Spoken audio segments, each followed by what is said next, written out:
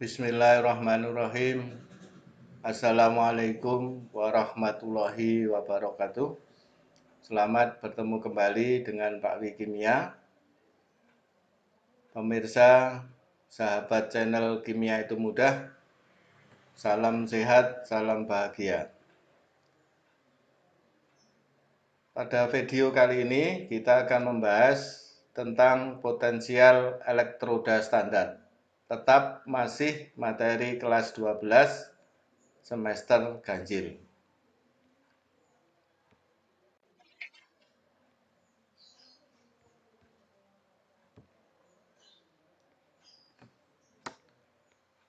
Nih, Anda perhatikan, ini ada kaitannya dengan sel volta yang kemarin. Ya, ini gambar dari sel volta. Pada sel volta yang tersusun dari elektroda Zn dan Cu, ternyata elektroda Zn mengalami oksidasi. Hal ini menunjukkan bahwa logam Zn lebih cenderung mengalami oksidasi dibandingkan logam Cu. Untuk membandingkan kecenderungan logam-logam mengalami oksidasi, digunakan elektroda hidrogen sebagai pembanding. Potensial elektroda, maksudnya potensial elektrodanya dari hidrogen ditetapkan adalah 0 volt. Potensial sel yang dihasilkan oleh elektroda logam dengan elektroda hidrogen pada kondisi standar, yaitu pada suhu 25 derajat Celcius, tekanan gas 1 atmosfer, dan konsentrasi ion-ion 1 molar, disebut potensial elektroda standar logam tersebut dan diberi lambang E0. Elektroda yang lebih mudah mengalami reduksi dibandingkan hidrogen mempunyai potensial elektroda lebih besar dari 0. Atau dengan kata lain bisa dikatakan berharga positif. Sedangkan elektroda yang lebih sukar mengalami reduksi dibandingkan hidrogen mempunyai potensial elektroda kurang dari 0, negatif. Jika potensial elektroda standar menunjukkan urutan kecenderungannya untuk mengalami reduksi, sehingga dikenal sebagai potensial reduksi standar. Saya ulangi, jadi potensial elektroda standar menunjukkan urutan kecenderungan untuk mengalami reduksi, sehingga dikenal sebagai potensial reduksi standar. Nah, kalau kita ukur dari berbagai logam, maka didapatkan, dan juga unsur yang lain didapatkan data potensial reduksi standar seperti ini. Jadi F2 menangkap 2 elektron menjadi 2 F- ini merupakan potensial elektroda standar yang paling besar, artinya yang paling mudah mengalami reaksi reduksi. Oke, kemudian yang paling kecil, yang harganya paling kecil, paling negatif adalah Li. Li menangkap satu elektron menghasilkan Li plus menangkap satu elektron menghasilkan Li. Ini artinya Li adalah yang paling mudah mengalami oksidasi. Bila ion logam dalam sel lebih mudah mengalami reduksi dibanding ion H+, maka potensial elektroda logam tersebut lebih besar dari potensial elektroda hidrogen sehingga bertanda positif. Berarti nanti kalau dalam deret volta letaknya di kirinya H. Bila elektroda logam lebih mudah mengalami oksidasi dibandingkan elektroda hidrogen, maka potensial elektrodanya lebih kecil dibandingkan potensial elektroda hidrogen sehingga bertanda negatif. Terbalik ini tadi ya. Jadi yang lebih mudah mengalami reduksi dari ion H+, potensial elektrodanya berharga positif. Positif artinya di kanannya H. Kalau negatif berarti di kirinya H. Nah, ini deret voltanya Anda perhatikan. Ingat ya. Untuk sementara terbalik tidak apa-apa, yang penting nanti bisa paham ya, dengan sedikit terbalik, terpleset, harapannya nanti tetap ingat terus ya. Ya. Karena Anda lihat di deret volta, ini kalau diurutkan dari E0 paling kecil ke E0 paling besar. Tapi di sini F2-nya tidak dimasukkan ya. Ini hanya logam-logam yang sering muncul. dalam soal biasanya. Oke, jadi dimulai dari E0 yang paling kecil, artinya yang paling mudah mengalami oksidasi, ke E0 yang paling besar. Paling besar artinya yang paling mudah mengalami reduksi. Li, K, Ba, Ca, Na, Mg, Al, Mn, H2O, Zn, Cr, Fe, Ni, Sn, Pb, H, Cu, Hg, Ag, Pt, Au. Yang di kanannya H punya harga positif, yang di kirinya H punya harga negatif. H ini harga E0-nya adalah 0 volt. Dari kiri ke kanan lebih mudah mengalami reduksi. Sekarang kalau saya tanya, Anda kira-kira ini bisa menghafalkan tidak? Nah, kalau tidak bisa menghafalkan, ada cara ya, supaya mudah mengingat. Jadi kalau kita mudah mengingat ini, maka nanti kalau misalkan ada Na dengan Zn dipasang sebagai elektroda dalam sel volta, mana yang mengalami oksidasi? Tentu yang di kirinya.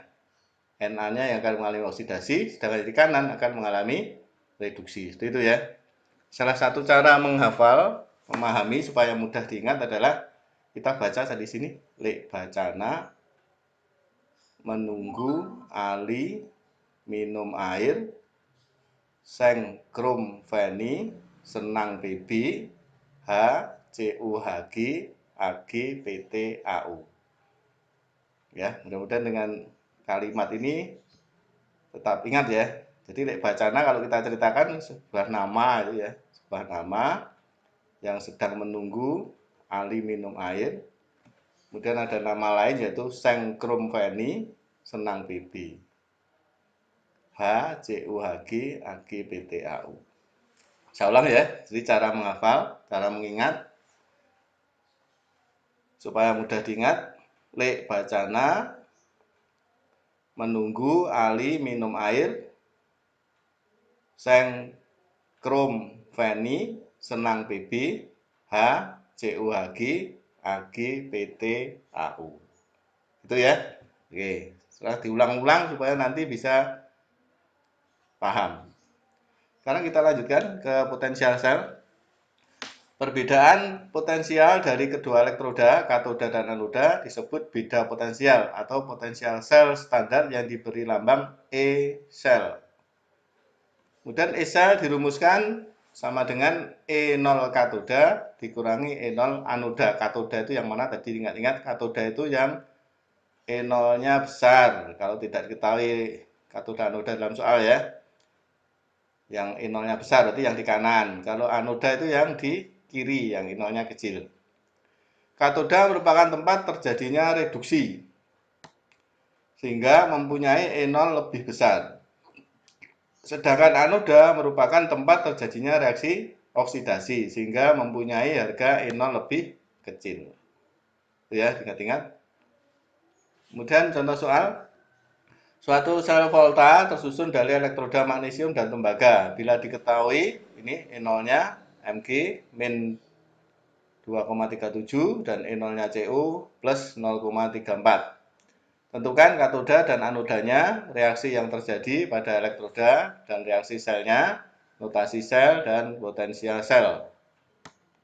Ini jawabnya, katoda memiliki E0 lebih besar, yaitu tembaga. Ya, E0-nya lebih besar, tembaga sebagai katoda. Anoda memiliki E0 lebih kecil, yaitu magnesium Mg. Reaksi katoda reduksi, ya, reaksinya reduksi katoda, berarti ini tetap reduksi. Cu2+ menangkap 2 elektron menghasilkan Cu.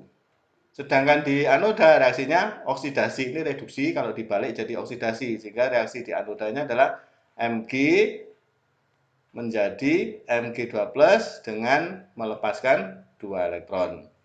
Kemudian kalau dijumlahkan, reaksi di katoda anoda menjadi reaksi sel.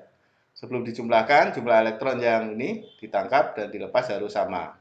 Kebetulan sudah sama, langsung dijumlahkan. Reaksi selnya adalah Cu2+, reaksi dengan Mg menghasilkan Cu dan Mg2+. Notasi selnya, ingat cara menuliskan notasi sel. Yang di sebelah kiri itu adalah oksidasinya, yang sebelah kanan adalah reduksi. Berarti Mg menjadi Mg2+, dipisahkan oleh gambar ini, jembatan garam. Cu2 plus menjadi Cu. Kemudian E0 selnya berapa? Pakai rumus yang tadi. E0 sel sama dengan E0 katoda dikurangi E0 anoda.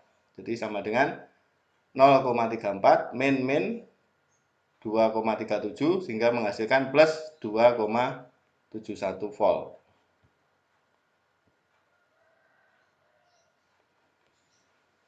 Kita lanjutkan. Potensial sel dapat digunakan untuk memperkirakan spontan tidaknya suatu reaksi redoks. Reaksi redoks berlangsung spontan bila E0 sel lebih besar dari 0 atau berharga positif. Tidak spontan bila E0 sel kurang dari 0 atau berharga negatif. Contoh soalnya Anda lihat. Diketahui Ca2 plus menangkap 2 elektron jadi Ca, E0-nya min 2,87. Dan Ag plus menangkap 1 elektron jadi Ag 0-nya plus 0,80 volt. Apakah reaksi berikut Ca2 plus bereaksi dengan 2 Ag plus menghasilkan Ca dan 2 Ag plus? Nah, ini ada salah cetak sini ya. Nah, ini mestinya Ca-nya mengalami oksidasi, kemudian Ag-nya mengalami reduksi. Ini mestinya bukan 2 Ag plus tapi 2 Ag ya. 2 Ag, nah, terbalik. 2 Ag benar. Oh, enggak. Ini soal ya, jadi soal. Kita tinggal memakai soal. Apabila reaksi tersebut Ca2 plus bereaksi dengan, ini Ag ini ya. Ini sama ini ya. Nah, jadi Ca-nya mengalami reduksi, Ag-nya mengalami oksidasi. Maksud soal seperti itu. Ini kesalahan cetak, ini plusnya dihilangkan. Jadi 2 Ag menjadi 2 Ag plus.